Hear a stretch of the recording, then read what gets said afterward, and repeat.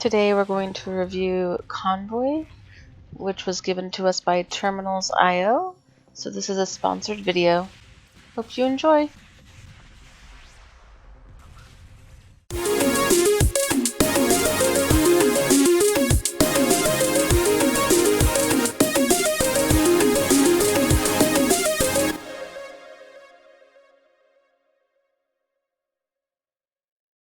Follow me on twitch.tv Okami Riku for live streams, and the PAX Hunt on both Twitter and Instagram. Let's check out Convoy. Convoy is a roguelike survival game that's built around a convoy of vehicles.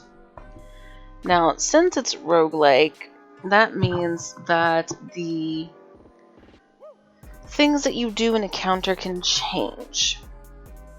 Now, for story, the story of Convoy is interesting. It's simple, yet complex, especially if you include the trophies. If you play the game more than once, the story is the same, but the outcomes are a little different, which means that you could encounter the same situation, but the same outcome doesn't happen. So you might start with the same dialogue, and you might make the same choices as last time, but that doesn't mean it'll be the same outcome. So that means that it has infinite possibilities for the outcome of even one situation that you encounter, and there is a lot of situations that you encounter in this game. And then the trophies play into this by the fact of the matter that you have to achieve certain aspects of the game to unlock certain convoys that you can start the game with, which then changes the adaptability, strengths, and weaknesses of your convoy of the start of the game. Part of the story is acquisitioning different vehicles to protect your convoy to the very end, making your weapon choices and your selling choices very crucial to what you do. And your currency is actually fuel and bolts. They play a major part in dealing with the whole story, as well as completing story and the side quests. Now, you can avoid all of the side quests and just do the main storyline. That is a possibility, but it creates a problem seeing how you will encounter certain things where you need a certain amount of one item or the other, or to do certain things. So it's up to you if you want to avoid any of the sidetracking and just do the main story, or if you want to, mix it up a little bit. Not only are the side quests and main quests valuable for moving along in the story, but they can provide some interesting characters that you can persuade to join you, but you have to do it just right. Which is part of that roguelike aspect of the game, is that even if you encounter the same person more than once, you may not always convince them to join you. So you may not always get that particular character to join you and give you a leg up.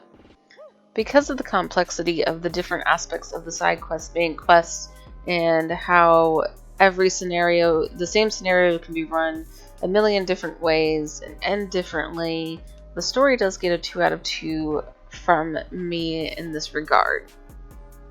I played the game more than once. I actually had to restart more than once because I had destroyed my convoy, so I got to experience a lot of deviation with the roguelikeness in that regard, and that influences the story significantly. Our next category, story, gets a 2 out of 2. Our next category is mechanics/accessibility, which everybody knows this is a very must-have mechanic for me. The controls are easy to understand and use. Accessibility is something I have thrown around a while on this regard for this particular game to rate it. The controls are simple. I played it on the PS4. It was very easy, but I found a few things that bothered me on the accessibility front. One, I saw no setting for colorblind people, most colorblind people are green and red colorblind, which means it would be an issue for them without a setting to give symbols, seeing how there's a lot of green and red used to indicate your team versus the enemy team, or good and bad moves and what you can and cannot do. Now, I'm not colorblind, but I have dated a few people and I have some friends who are colorblind, which is why this is accessibility that I'm aware of and think of when I'm thinking about these things. When I'm reading and think about the mechanics of accessibility, I try to keep all types of limitations in mind, but I can sometimes oversee things that I'm not too familiar with or knowledgeable in. And I apologize for that, which you're always welcome to leave a comment down below if you see something in the game during my reviews that would limit accessibility for a particular limitation or disability, and I'd be happy to keep that in mind in future reviews of games. This category also took a hit because of my own limitations and disabilities. I found some issues with my tremors. My tremor would accidentally double tap buttons, causing me to misselect certain vehicles, which then the misselection would also lead to mislocations, and it sometimes made the battle a little more chaotic than it would be for a normal person, because my tremors were double pressing buttons and making it to where I'm putting and selecting different things in the wrong place.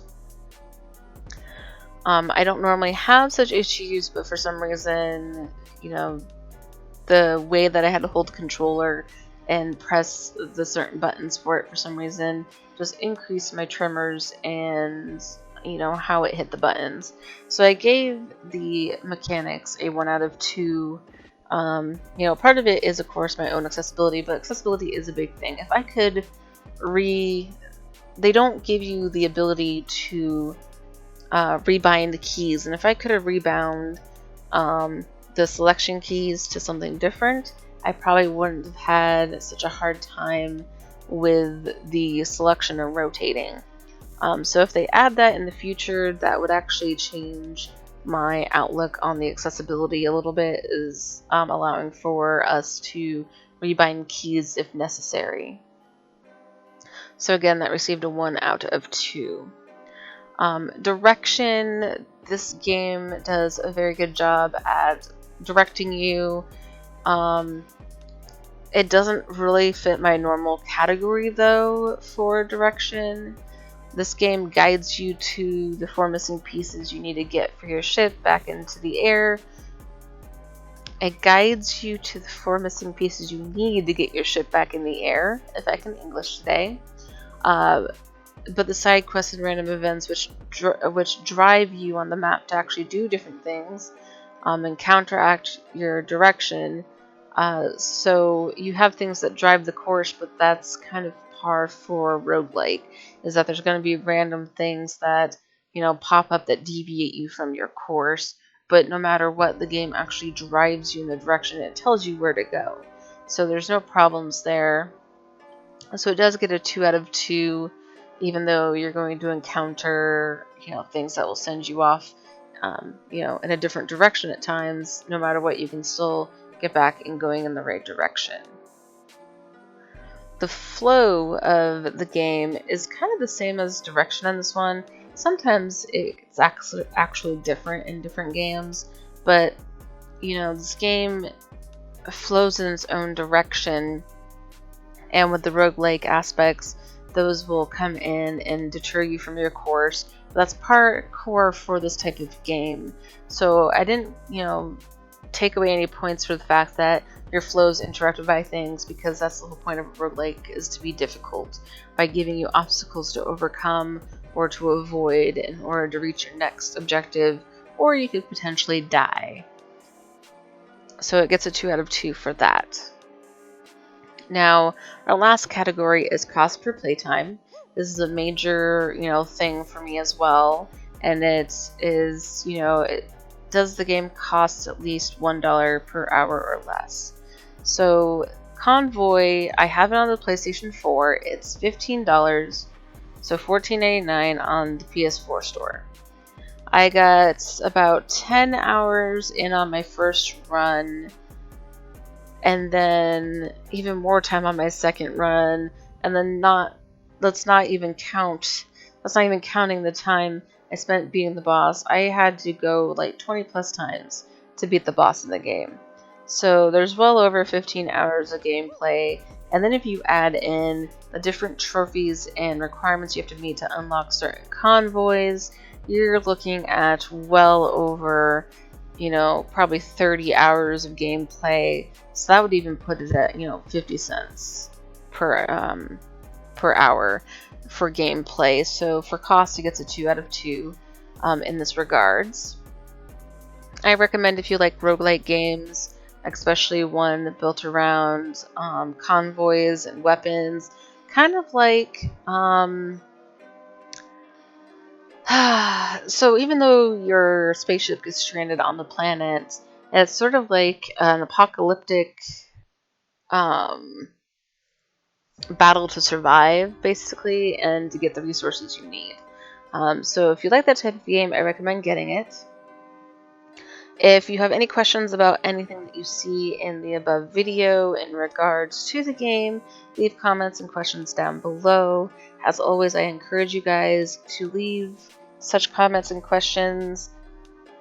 Even if you have a game that you'd like to see reviewed, see how I handle it. A lot of our review games eventually will also turn into little mini series of playing it, so that way if you like the review, you can go and actually see some gameplay of it. Just I haven't gotten around to that, so we'll eventually make it there to the point where you can actually watch a review and then go see some gameplay of that game for that. But I'm always open for questions, comments, and suggestions. So just leave those in the comments below and I'll get to them as soon as possible. Until next time, guys, stay happy, healthy, and as always, wholesome, my lovely pups.